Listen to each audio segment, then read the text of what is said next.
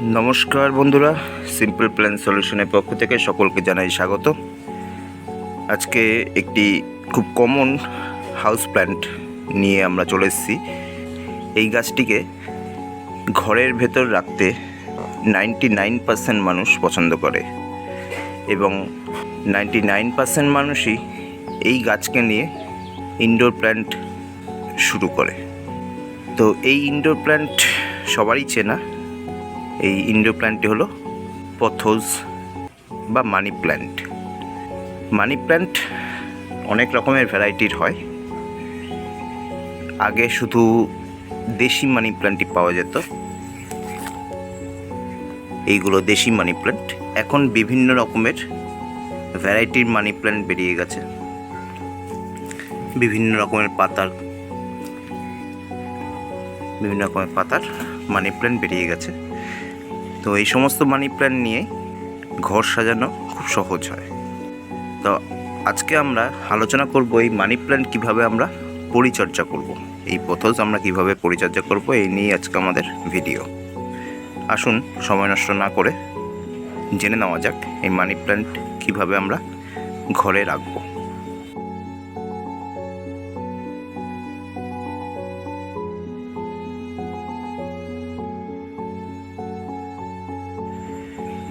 এই money plant বিভিন্ন ভ্যারাইটির যে হয়, পরিচর্যা সবারই প্রায় সেম। শুধু দেশি মানি প্ল্যান্টটা আমরা অনেক সময় একটু কড়া সানলাইটেও রাখতে পারি, কিন্তু বাকি মানি প্ল্যান্টগুলো কড়া রোদে রাখলে এর পাতা পুড়ে যায়, তাই এদের কড়া রোদে রাখা যাবে না। কিন্তু এমন জায়গায় রাখা যাবে না যেখানে আলো আসে না, তাহলে এদের পাতা সবুজ হতে থাকবে। এই যে পাতার কালারগুলো, সেই কালারগুলো হারিয়ে যাবে এবং নতুন যে পাতা হবে সেগুলো সবুজ পাতা হয়ে যাবে। এই পাতার কালারগুলো আনতে গেলে এদের ব্রাইট লাইট এমন জায়গা রাখতে হবে, ব্রাইট লাইট আসে এমন জায়গা রাখতে হবে। তো আসি এই গাছের মাটির ব্যাপারে। আমি আগে একটি ভিডিও বানিয়েছি, ওপরে আপনি এই লিঙ্কটা পেয়ে যাবেন। ইনডোর সয়েল কীভাবে বানাতে হয় সেই হয়তো বানিয়ে আপনারা এই গাছের মাটি প্রস্তুত করতে পারেন। সংক্ষেপে বলে দিই, আপনারা ভার্মি কম্পোস্ট, হলুদ বালি এবং সঙ্গে পারলাইট বা ভার্মিকুলাইট এগুলো মিশিয়ে আপনারা মাটি তৈরি করতে পারবেন। কিভাবে মেশাতে হয় সম্পূর্ণ অনুপাত অনুযায়ী আপনারা এই ভিডিওতে পেয়ে যাবেন।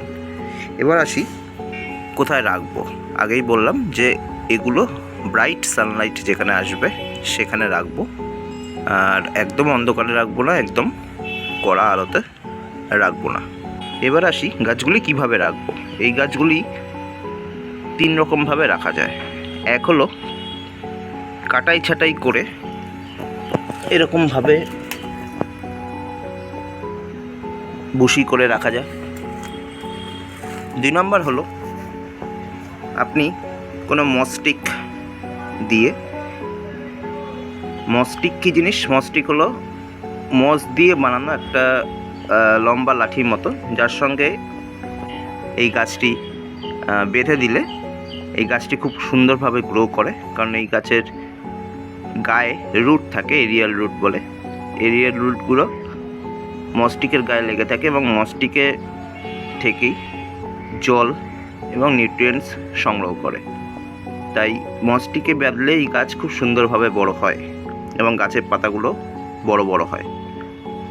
আরেকভাবে আমরা রাখতে পারি, সেটা হলো হ্যাঙ্গিং পটে রেখে ওপর থেকে ঝুলিয়ে। তো 3ভাবে আমরা এই গাছ মেনলি রাখতে পারি। এইভাবে কোনো কিছুর সাথে বেঁধেও দিতে পারেন। আমরা যেমন বেঁধে দিয়েছি, দেখুন কত সুন্দরভাবে বাড়ছে গাছটা। এইভাবে আপনারা বেঁধেও দিতে পারেন। এই গেল কোথায় রাখবেন, কীভাবে রাখবেন। এবার আসি জলের ব্যাপারটা। 1 নাম্বার, মাটিতে এই জল প্রচুর পরিমাণে ব্যবহার করা যাবে না। মাটি যখন ড্রাই হবে, শুকনো হবে, তখন এই গাছে মাটিতে জল দিতে হবে। সেটা আপনাদের কাঠি ঢুকিয়ে দেখে নিতে হবে যে গাছের মাটিতে জল আছে কি নেই। আমার আগের ভিডিওতে যেমনভাবে আমি দেখিয়েছি, সেই ভিডিওগুলো দেখলে আপনারা বুঝতে পারবেন। যে কিভাবে গাছের মাটিতে জল আছে কি নেই সেটা বোঝা যায়। আর ওইভাবে আপনারা চেক করবেন, চেক করে বা পিএইচ মিটার দিয়েও চেক করতে পারেন। চেক করে দেখবেন যে গাছের মাটি যদি একদম ড্রাই থাকে তাহলেই গাছের মাটিতে জল দেবেন, না হলে দেবেন না। কিন্তু প্রতিদিন আপনারা গাছগুলোকে ভালো করে স্নান করিয়ে দেবেন। সবচেয়ে ভালো আমি যেটা করি, ঝাঁঝরি দিয়ে এই গাছগুলোকে স্নান করাই। ঝাঁঝরি দিয়ে স্নান করলে কি হয়, পাতার মধ্যে তো জল পড়েই, আর অবশিষ্ট জল পাতার থেকে মাটির মধ্যে পড়ে যায়, ফলে গাছে মাটিতে জল দিতে খুব একটা হয় না, ইন্টারভ্যালটা অনেকটা বেড়ে যায়। কারণ প্রতিদিনই গাছের পাতা থেকে মাটিতে হালকা হালকা জল পড়ে, তাতে ওর জলের চাহিদা মিটে যায়। কারণ এই মাটি, এই গাছের মাটি খুব একটা জল পছন্দ করে না, তো ওইটুকু জলেই ওর হয়ে যায়। তবে সপ্তাহে 2 সপ্তাহে 3 সপ্তাহে একবার আমাকে দেখতে হয়, দেখে একটু জল দিতে হয়। আবার অনেক সময় দেখা যায় পাতা কুচকে কুচকে যাচ্ছে, হালকা হালকা কুচকে যাচ্ছে, মানে কেমন দেখলেই বুঝতে পারবেন আপনারা, পাতাগুলো সেই একদম স্ট্রেট ভাবটা নেই। যেমন আয়রন করার আগে জামা কাপড় হালকা কুচকে যায়, সেরকম কুচকে যাচ্ছে। আবার আয়রন করলে স্মুথ হয়ে যাচ্ছে, ওই স্মুথ ব্যাপারটা নেই। তখন বুঝবেন যে জল কম হচ্ছে। সেই সময়টা আপনারা ভালো করে মাটি চেক করবেন এবং জল দেবেন। কিন্তু আপনারা যদি দেখেন যে পাতায় কোনো রকম দাগ হচ্ছে, পাতার কিনারা বরাবর পুড়ে পুড়ে যাচ্ছে, পাতার কিনারা বরাবর পুড়ে পুড়ে গেলে আপনারা বুঝতে পারবেন যে সেটা রোদের জন্য হচ্ছে। দেখুন আমার এখানেও এই গাছটা 2 দিন রোদ লেগেছিল, এই দেখুন পাতার কিনারা, দেখতে পাচ্ছেন আশা করি, পাতার কিনারা পুড়ে পুড়ে গেছে। তো এটা রোদের জন্য হয়। কিন্তু পাতা যদি হলুদ হয়ে যায়, হলুদ হয়ে ঝরে পড়ছে, তাহলে বুঝবেন যে জল কিন্তু বেশি হচ্ছে। হলুদ হয়ে যাচ্ছে, হলুদ হয়ে নেতিয়ে যাচ্ছে, নেতিয়ে গিয়ে ঝরে যাচ্ছে, তাহলে কিন্তু জল বেশি হচ্ছে। বর্ষাকালে আপনারা এই গাছটি একদম বাইরে না, সেমি শেডে, কিন্তু জল পড়ছে, বর্ষার জল পড়ছে এমন জায়গায় আপনারা বের করে রাখতে পারেন, যদি আমার ভিডিও অনুযায়ী মাটি আপনারা তৈরি করেন তাহলেই। কারণ তাহলে জল আপনার মাটিতে কোনোভাবেই জমবে না, আর বৃষ্টির জল পেয়ে গাছগুলো আরও সুন্দর হয়ে উঠবে। এবার আসি খাবারের কথায়। এই গাছে খাবার বলতে আপনারা মাসে একবার এনপিকে 19-19-19 বা এনপিকে 20-20-20 স্প্রে করবেন 1 লিটার জলে 1 গ্রাম নিয়ে। আর 2 থেকে 3 মাসে অন্তর একবার আপনারা ছোট টবের জন্য 1/2 মুঠো, বড় টবের জন্য 1 মুঠো মিক্স সার ছড়িয়ে দেবেন গাছের মাটিতে। মিক্স সারটা দিতেও পারেন, নাও দিতে পারেন, কিন্তু এনপিকে 19-19-19 বা 20-20-20টা আপনারা প্রতি মাসে একবার অবশ্যই স্প্রে করবেন। সঙ্গে আপনারা মাসে একবার একটা ভালো মাইক্রোনিউট্রিয়েন্টস এই গাছে স্প্রে করবেন।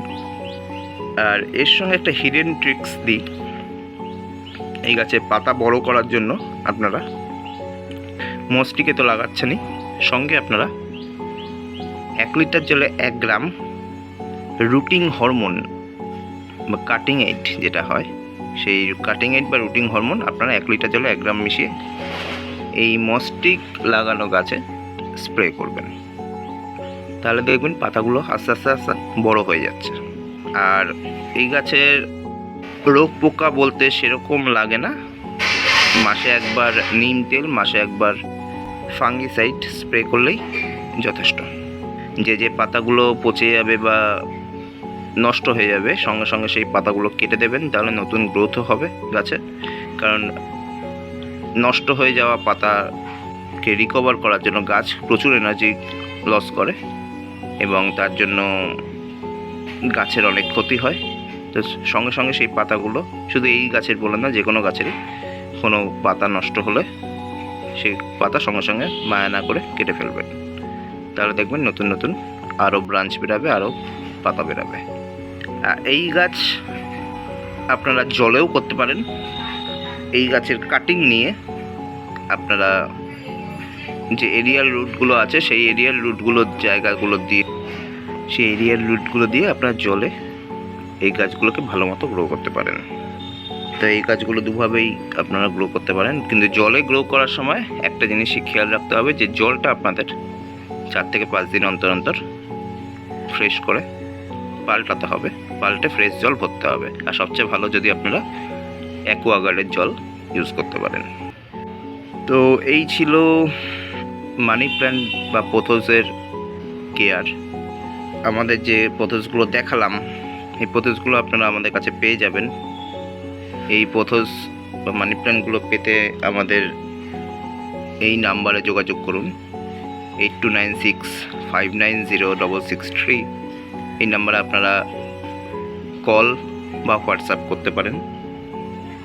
এছাড়া আমাদের নার্সারিতে এসেও সরাসরি এই গাছ আপনারা সংগ্রহ করতে পারেন। আমাদের নার্সারি হলো গোলবাগান, কলকাতা 49। নিচে ফুল অ্যাড্রেস আপনাদের দেওয়া হলো।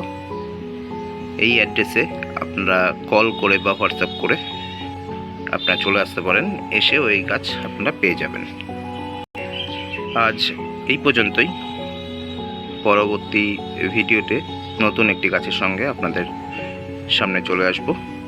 ততক্ষণ পর্যন্ত সবাই ভালো থাকবেন, সুস্থ থাকবেন। নমস্কার।